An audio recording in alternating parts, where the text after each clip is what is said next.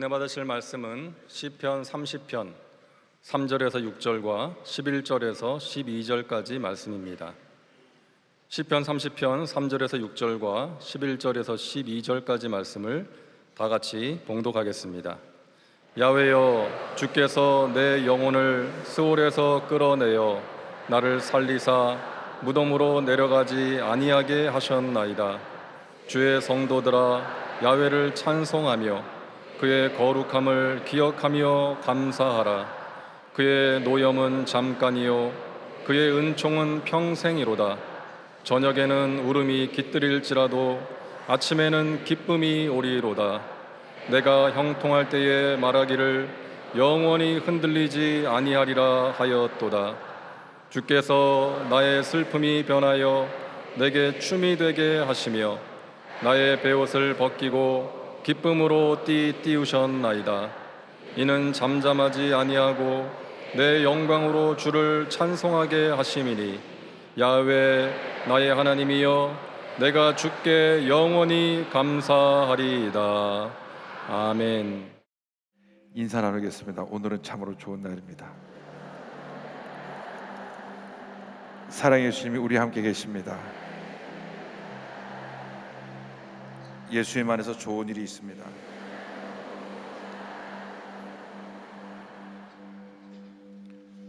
우리가 예수를 믿고 나서 일생을 살아가는 동안 가장 중요한 것은 하나님과 나와의 관계입니다.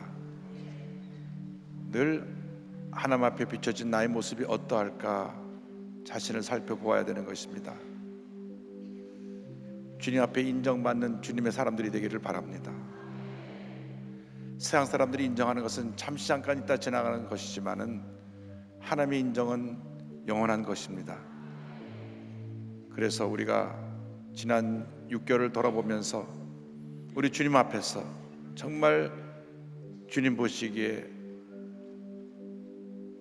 주님이 인정할 만한 모습으로 살았는지 아니면 부끄러운 모습으로 살았는지 우리 자신을 돌아보고 회개하면서 주님, 이제 후반부에는 우리 주님 앞에 인정받는 주님의 사람으로 주님의 일꾼으로 살기 원합니다 하는 그런 결심을 하고 우리 함께 기도하는 시간을 가졌으면 좋겠습니다. 주님 앞에 잘못한 거 있으면 우리가 회개하고, 우리가 사람과의 관계 속에서 잘못된 거 있으면 또 회개하고, 그리고 우리가 늘 주님 앞에 인정받고 사랑받고 주님이 기뻐하시는 주님의 자녀로 쓰임받기 위해서 우리 다 같이 통성으로 기도하겠습니다. 주여, 주여, 주여. 사랑과 은혜와 자무하신 하나님 아버지, 간절히 기도드립니다. 우리가 주 앞에 우리 자신을 비춰볼 때 부끄러운 뿐입니다. 저희들의 죄 허물을 용서하여 주시옵소서. 주님을 사랑한다고 입술로는 말하지만은 우리의 삶의 모습이 그렇지 못했습니다. 주님 보시기에 부끄러운 모습을 하던 저희들의 죄를 용서하여 주옵소서. 기도하지 못하고 감사하지 못하고 주님 뜻대로 살지 못한 것을 주님 용서하여 주옵소서. 적당히 죄와 타협하면서 살았던 저희들의 모습을 용서하여 주옵소서. 사람들에게 상처를 주고 나 자신을 지키기에 급급했던 이기적인 나의 모습을 주 앞에 회개하니 용서하여 주옵소서. 주님, 내 삶 가운데 주님 친히 자정하여 주셔서 우리 주님이 기뻐하신 모습으로 우리가 쓰임받기 붙어가도록 주님 은혜를 간절히 바라옵건합니다. 하나님 아버지, 간절히 기도합니다. 이 시간 함께 예배드리는 모든 성도들에게 복을 내려주시되, 부족성전에서 또 전국의 650여 예배 처소에서 일본, 홍콩, 베트남, 아시아 전역에서 함께 예배드리는 모든 성도들에게 복을 내려주시고, 인터넷과 모바일을 통해서 예배드리는 성도의 은혜 내려주옵시며, 특별히 분당교회 주님 함께하여 주셔서 하나님께서 교회를 더 견고히 세워주시고 놀라운 풍요가 역사가 임하도록 주님 함께하여 주옵소서. 주님, 제 앞에 간절히 기도합니다. 우리는 아무것도 아닌데 우리가 자꾸 우리 자신 무언가 된 것처럼 착각하고 주님 앞에 실수하고 범죄합니다. 용서하여 주옵소서. 주님, 우리를 궁일하게 해주셔서 우리 삶 가운데 우리 주님이 가장 기뻐하신 모습으로 드려질 수 있도록 주님 은혜를 주옵시고, 이 시간 주님 홀로 영광 받으시옵시고 주님 은혜 내려 주시옵소서. 주님 함께하여 주옵소서. 오 사랑의 예수님, 내 마음을 곧 엽니다. 곧 따라와 나와 함께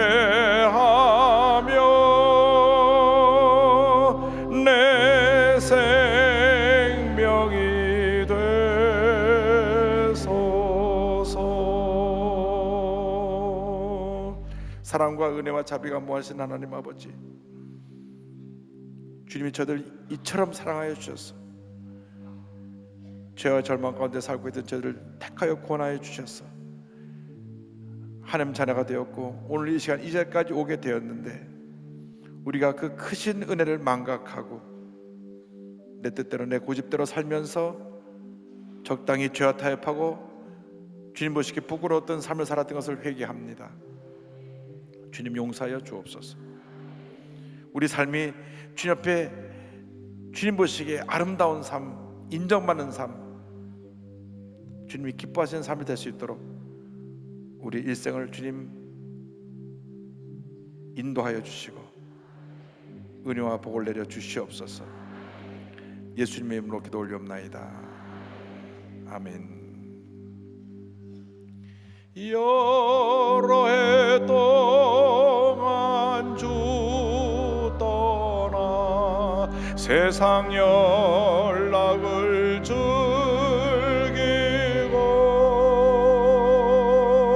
저 흉악한 죄에 빠져서 준혜를 잊었네.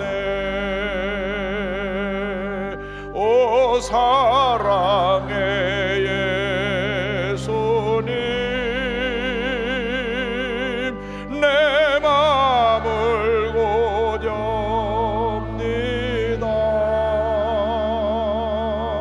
곧 들어와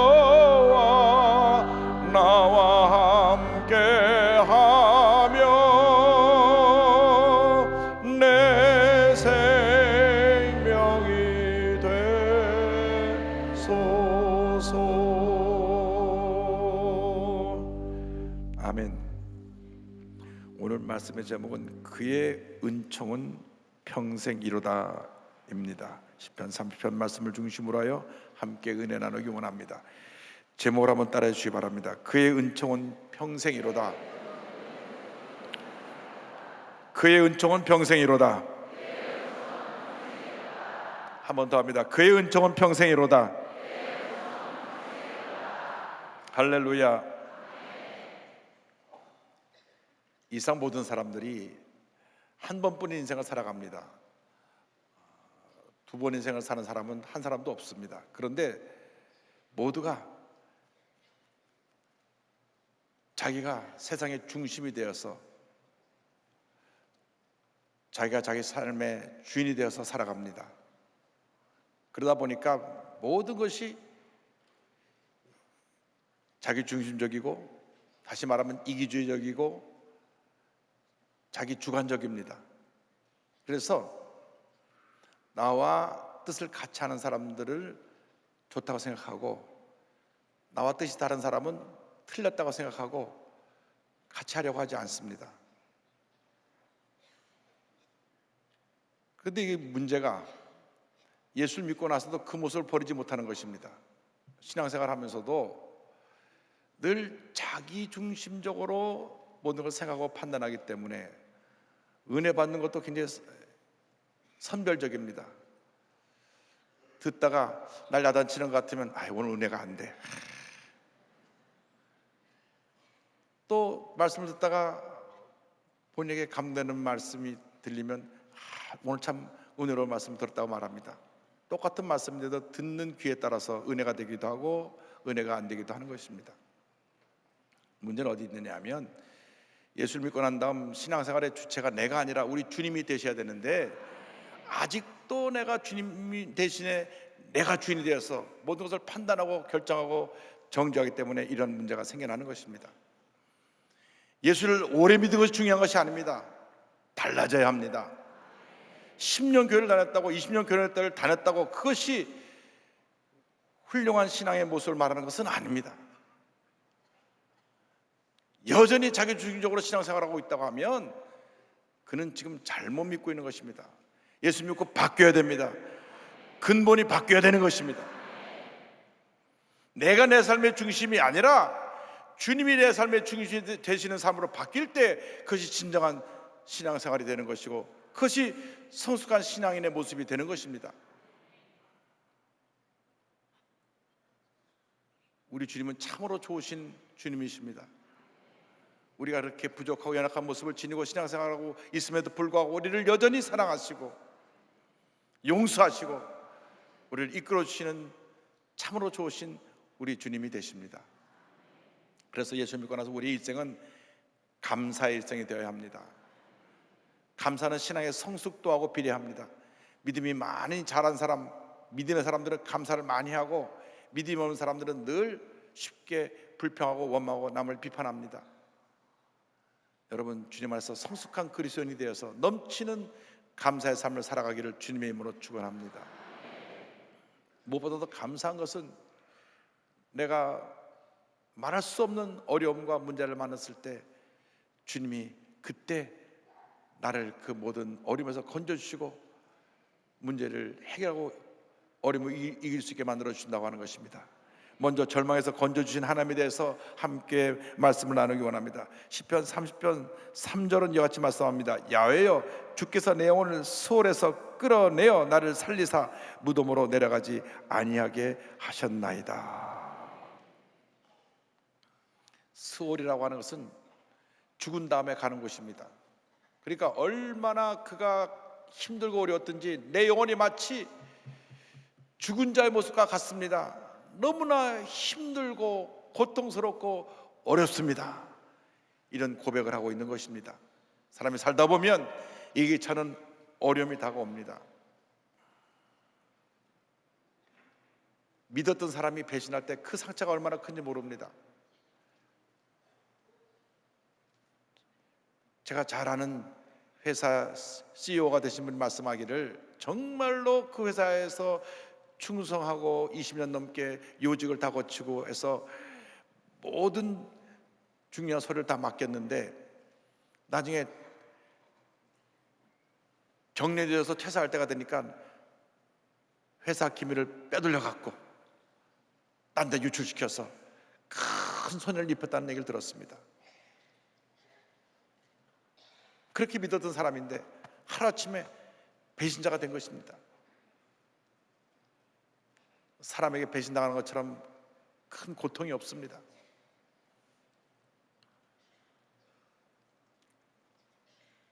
한번 감기도 앓지 않고 건강한 모습으로 지내던 사람이 어느 날 몸이 좋지 않아서 병원에 가보니까 왜 이제 오셨습니까?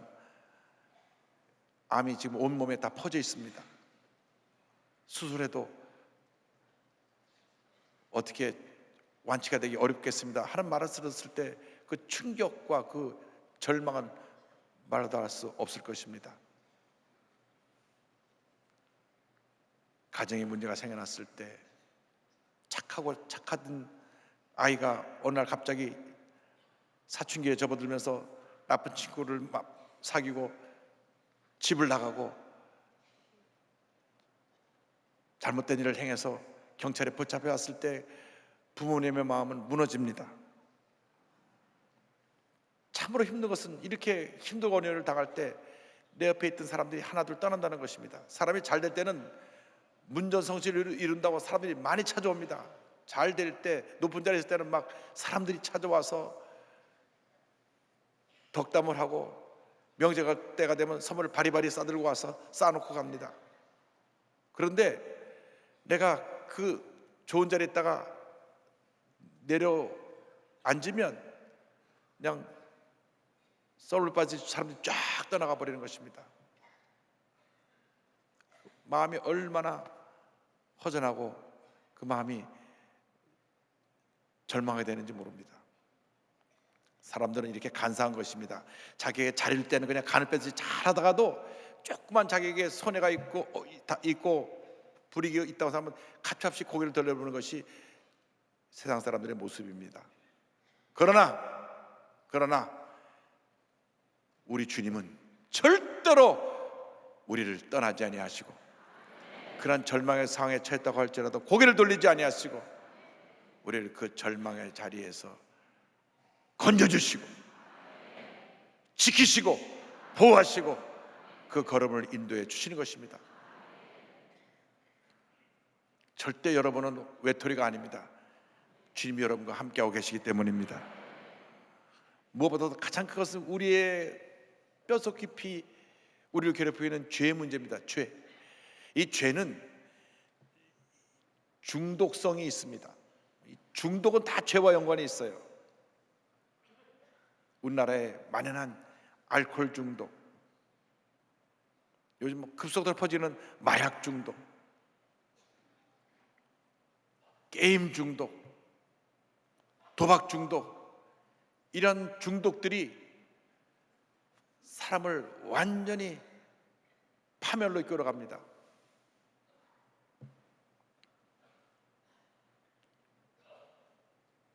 술 취해서 운전대를 잡으면 안 되는데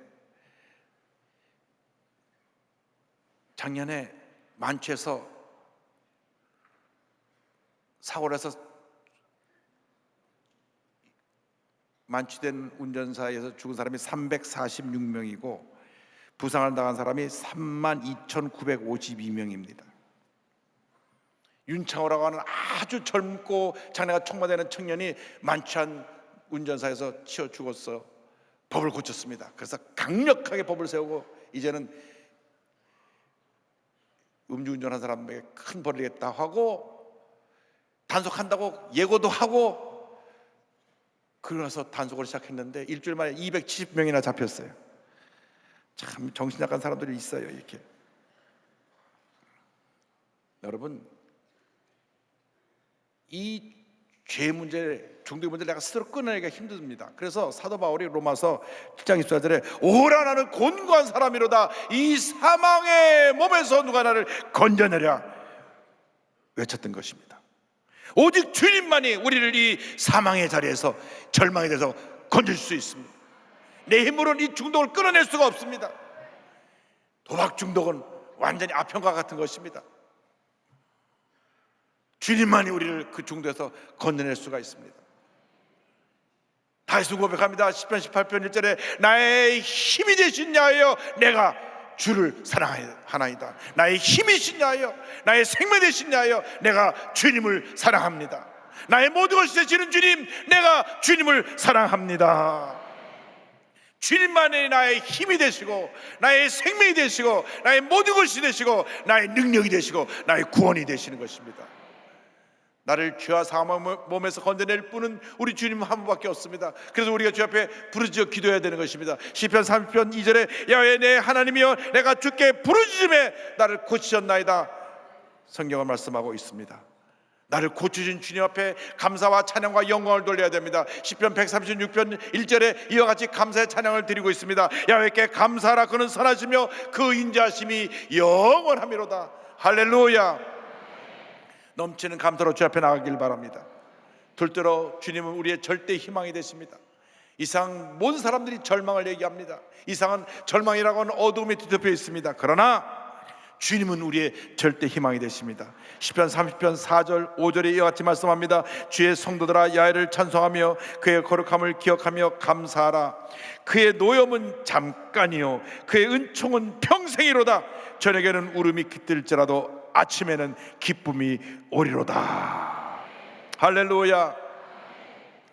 말씀이 얼마나 위로가 되는지 모릅니다. 그의 노여움은 잠깐이지만, 우리를 잘못했을 때 야단치시는 것은 잠깐이지만 그의 은총은, 은혜는, 사랑은, 축복은 평생이로다. 할렐루야. 요즘 젊은들 말에 저 사람 뒤끝 있네 그런 사람이 있어요. 뒤끝 있네. 두고두고 또 얘기하고 또 얘기하고 또 얘기하고. 근데 우리 주님은 뒤끝이 없으세요. 한번 야단치시고 회개하면 그걸로 끝나버리는 것입니다. 주님, 내가 잘못했습니다. 용서해 주옵소서. 두 손을 들고 항복하면 노염은 잠깐이요 은총은 평생이로다. 할렐루야. 그러므로 우리가 잘못했을 때 빨리 회개해야 됩니다. 회개하지 않으면 하나님이 사랑의 채찍으로 때리시는 것입니다. 때리면 그 맞으면 아프잖아요. 그 영혼의 아픔이 다가올 때 빨리 회개하길 바랍니다. 주님, 내가 잘못했습니다. 내가 주님 뜻대로 살지 못했습니다. 내가 적당히 죄와 타협하며 살았습니다. 내가 잘못된 길을 갔습니다. 내가 저 사람에게 원수될 일을 했습니다. 사람을 상처 줬습니다. 주님, 날 용서하여 주옵소서. 회개하고 돌아와야 되는 것입니다. 그때 하나님의 은혜가 임합니다. 시편 30편 11절은 말씀합니다. 주께서 나의 슬픔이 변하여 내게 춤이 되게 하시며 나의 베옷을 벗기고 기쁨으로 띠띠우셨나이다. 우리가 회개하고 주에게 돌아올 때 주님께서 나의 슬픔이 변하여 춤이 되게 하시고, 할렐루야, 나의 베옷을 벗기시고 기쁨으로 띠띠우셨다고 말씀합니다. 예수 믿는 사람에게는 실패가 아닙니다. 성공으로 나가는 하나의 과정일 뿐인 것입니다. 상처가 아닙니다. 상처는 더 완전한 인격을 이루기 위한 과정에 불과한 것입니다. 그래서 로마서 5장 3절은 설명합니다. 다만 이뿐 아니라 우리가 환난 중에도 즐거워하나니 이는 환난은 인내는 연단은 소망을 이루는 줄 알미로다. 환난을 당할 때 우리가 인내를 배우게 되는 것입니다. 우리가 잘 참지 못해요. 너무나 급합니다. 너무나 급해요. 우리나라 사람처럼 급한 사람들이 별로 없는 것 같아요. 그런데 우리가 신앙생활을 하면서 우리가 당하는 모든 문제 어려움이 있을 때 잘 참고 견디는 인내를 배워야 됩니다. 인내를 배워야 돼요. 주님 내게 어떤 좋은 것을 주시려고 이런 시련을 주십니까? 눈물로 기다리며 참고 견디면 반드시 모든 것이 합력하여 선을 이루는 복이 다가오는 것입니다. 환난은 인내는 연단을 훈련시키는 것입니다. 우리를 잘 훈련시켜서 결국 우리의 꿈과 소망이 이루어지게 만들어 주시는 것입니다. 그러므로 여러분이 지금 문제와 어려움 당하고 몸이 아프고 힘들고 고통스럽고 괴롭고 누구에게 모함을 당하고 억울한 일 당한다고 할지라도 참고 견디면 환난이 인내가 연단을 소망을 이루게 될 것입니다. 나아가서 주님께서 우리를 굳건히 세워주십니다. 시편 30편 6절에 축복의 말씀이 있습니다. 내가 형통할 때 말하기를 영원히 흔들리지 아니하리라 하였도다. 문제는 어디 있습니까? 흔들리는데. 캘리포니아에 지진 7.1의 지진이 나서 온 캘리포니아가 흔들렸습니다. 200km 떨어진 다저스 야구장 시합판도 흔들려가지고 모두가 놀랐습니다. 사람들은 지진이 났다면 관심이 많습니다. 얼마나 피해가 왔나 관심을 가집니다. 그런데 실적으로 흔들려서 온 문제거든요. 우리 신앙이 흔들리는 데는 별로 그렇게 관심이 없어요. 자꾸 흔들리고 있는데 언제 흔들리느냐? 교회 잘 빠질 때 흔들리기 시작하는 것입니다. 한 번 빠져 한 번 흔들리고 두 번 흔들리고 세 번 흔들리고 왔다 갔다 흔들리다가 결국은 주님이 멀어지는 것입니다. 절대로 특별한 일이 없는 한 들것에 실려와서라도 예배는 드려야 되는 것입니다. 예배 아멘 안 하는 사람들은 뜨끔한 게 있는 것 같아요. 여러분, 예배가 생명입니다. 살아계신 주님을 만나는 시간이기 때문에 언제 어느 순간 주님이 나를 타치할지 모르시기 때문에 우리가 주일 성수를 해야 되는 것입니다. 저희 할아버님이 저희 신앙교육 시킬 때 주일 성수를 생명같이 네가 지키고 주일날은 예배드리는 일에 전념을 다해야 된다고 가르쳐 주셨어요. 그리고 저에게 11조를 가르쳐 주셨습니다. 두 가지 가르쳐 주셨는데 그것이 오늘날 제가 이만큼 주님을 섬길 수 있도록 은혜 받는 그 길을 보여주신 것 같습니다. 여러분, 평상시 우리가 주님과 교제할 시간이 별로 없습니다. 성경을 묵상할 시간도 별로 없고 기도할 시간도 별로 없고 찬양을 부르고 듣고 할 시간도 별로 없습니다. 그래서 주일날은 열릴 제껴 놓고 주 앞에 나와 예배를 드리는 것입니다. 그런데 믿음이 깊지 못하면 자꾸 이 핑계 저 핑계로 교회를 빠지기 시작하는 것입니다. 그럼 흔들다 보면 나중에 주님이 멀어지는 것입니다. 여러분, 절대로 여러분의 신앙이 흔들리지 않게 되기를 바랍니다. 주님이 기뻐하시는 주일 성수의 신앙을 가지고 복된 인생을 살아가길 바랍니다. 세계 최고의 재벌이었던 락펠러가 그가 죽기 전에 내가 이렇게 복을 받은 비결은 어머니가 내가 6살 때 가르쳐 주신 성수주일과 11조 있었다고 고백했던 기억이 납니다. 여러분, 신앙은 위대한 것입니다. 왜냐하면 위대하신 하나님이 나를 이끌어가고 계시고 복을 주시기 때문에, 위대하신 하나님 안에서 내가 복덩어리가 되기 때문에 신앙은 위대한 것입니다. 위대한 신앙인들이 다 되기를 바랍니다.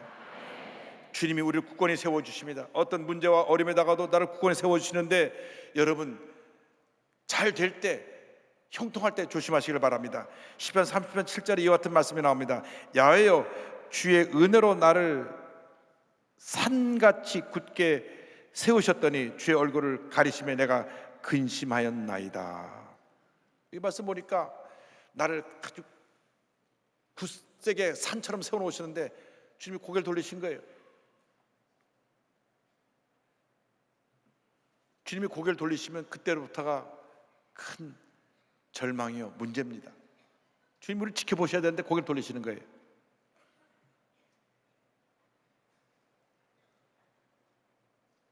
왜 그러냐? 나의 교만 때문에, 나의 영적인 나태함 때문에, 내가 주님께 영광을 돌리지 못하고 나 그때 주님이 고개를 돌리시는 것입니다. 다윗이 잘 나갈 때 그가 영적으로 나태해짐으로 말미암아 하나님의 고개를 돌리셨습니다. 전쟁에 나가기만 하면 승리했거든요. 백전백승했거든요. 그런데 한참 전쟁 중에 그날따라 전쟁터에 나가지 않았습니다. 물론 너무 피곤하고 스트레스가 많으니까 좀 잠을 푹 잤겠죠.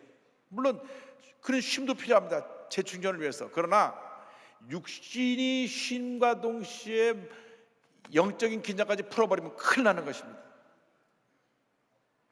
보니까 잠도 막 하루 종일 자서 오후에 늦게까지 자고 깨어났어요. 굉장히 피곤했던 모양입니다. 깨어나서 그가 잘하는 찬송 많이 부르고 기도하고 성경 받더라면 안 무너지죠. 왜 무너집니까?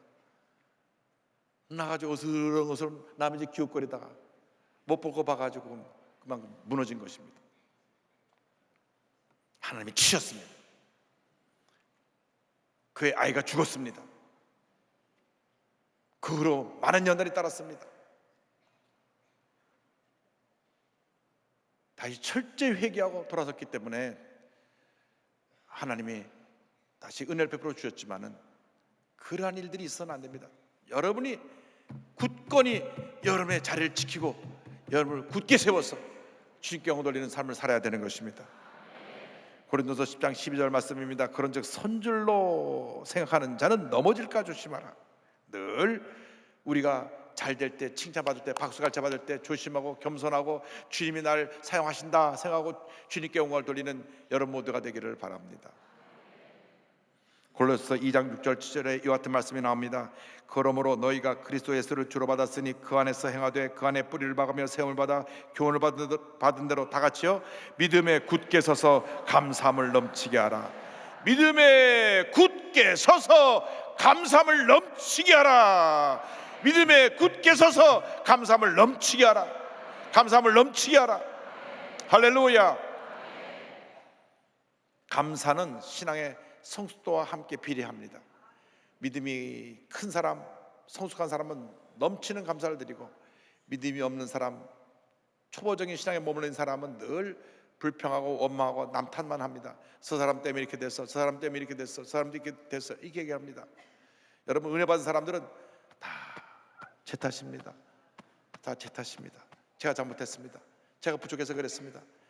제가 문제가 많습니다. 그렇게 하면 더 이상 문제가 안 생깁니다. 나 죄 없어요. 저 사람이 그랬어요. 이렇게 되면 싸움이 되는 것입니다. 여러분, 성숙한 신앙이 되기를 바랍니다. 하나님께 인정받는 신앙이 되기를 바랍니다. 믿음을 지키고 굳건히 서서 감사함을 넘치게 하는 주님의 귀한 일꾼들이 되기를 바랍니다. 전영대 목사님 두 다리를 쓰지 못하시는데 지금까지 지난 40년간 10,000번 넘게 찬양 간증 집회를 하신 참으로 은혜가 충만한 우리 복음성가 가수이자 목사님이신데 이분이 부른 찬송들이, 복음성가들이 사람들의 마음을 감동시켰습니다. 누군가 널 위해 기도하네, 세상에서 방황할 때 나 주님 몰랐네. 여러분들이 귀에 익숙하게 들었을 것입니다. 그런데 이분의 그렇게 되게 된 데는 배경이 있습니다. 어릴 때 교회를 따라 나갔는데 사춘기 때 몸이 아프니까 하나님 살아계시면 내가 몸이 왜 아프냐고, 그리고 교회를 안 나갔습니다. 그리고 세상으로 흘러나갔습니다. 가수의 길을 갔습니다. 그래서 그 청년 때 노래 잘 부른다고 여기저기 부림을 다니면서 가수로서 세상 노래를 막 불렀습니다. 누가 예수 믿으라고 전도하면 그거 다 거짓이라고 만들어낸 얘기라고 오히려 면박을 주었습니다. 근데 어느 날 무대에서 노래 부르다가 쓰러졌어요. 병원에 실려갔는데 이게 웬일입니까? 소아마비입니다. 한쪽이 이미 소아마비가 많이 진행돼서 쓸 수 없게 됐고 그 한쪽 다리도 제대로 쓰지 못하게 되어서 평생 목발을 짚고 다니게 되었습니다. 그 당시만 해도 장애를 가진 사람들에 대한 편견이 있었고 인권이 보장되지 않았던 때였기 때문에 그는 더 이상 설 곳이 없게 되었습니다. 아무도 그를 세우지 않았습니다. 그래서 그는 비관하고 죽어야 되겠다, 자살을 4번이나 시도합니다. 그런데 4번째 자살을 시도하러 가는 길에 우연히 자기가 옛날에 다녔던 교회 목사님을 길에서 만납니다. 우연이 아니죠. 하나님이 길에 예배해 놓으신 것입니다. 그래서 목사님을 따라서 오살레 기도원에 들어가 가지고 기도원에서 통곡하고